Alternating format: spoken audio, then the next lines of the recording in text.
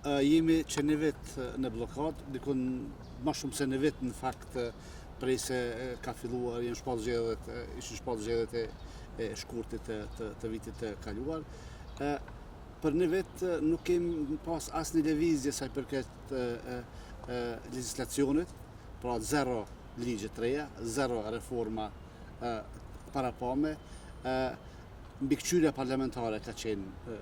sigurisht në nivelin më të ulët, administrata ka qenë pasigurt, pra gjitha janë këto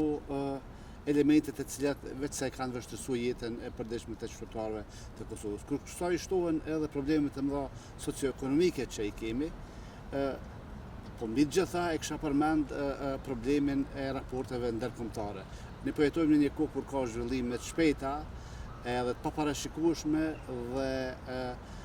fakti që Kosova për shkak të problemeve politike nuk ka qenë e gatshme me qenë pjesë e takimeve të ndryshme, pjesë e aktiviteteve të ndryshme, mendoj që ekziston rreziku, ka ekzistuar vazhdimisht, ekziston rreziku ende që në një formë apo tjetër ne të afektohemi prej vendimeve të cilat do të merren për neve dhe pa neve. Po ne jemi një demokraci e re, e kemi një sistem politik shumë të ndërlikuar dhe rreziku për blokada është i vazhdueshëm. Sigurisht që këto blokada ndikojnë keq edhe në kulturën politike të përgjithshme. Shpresoj që blokadat mos bëhen normë, sado që edhe për shkak të tash zgjedhjes së presidentit apo presidentes vazhdimisht po ndëgjojmë komente të cilat fatkeqësisht mund ta shpijnë vendin në zhvillime të reja politike në zgjedhjet e parakohshme të tjera. Po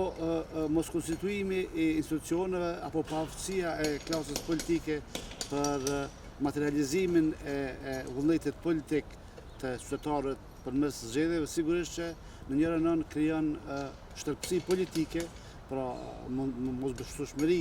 të qytetarët në sistemin politik, në klasën politike, po në anën tjetër sigurisht që edhe të partnerët ndërkombëtar krijon buti, sepse partnerët ndërkombëtar i kërkojnë dy gjëra. Kërkojnë adresë politike dhe kërkojnë parashikueshmëri dhe situatën çfarë kemi qenë deri tash fatkeqësisht kanë munguar të dyja.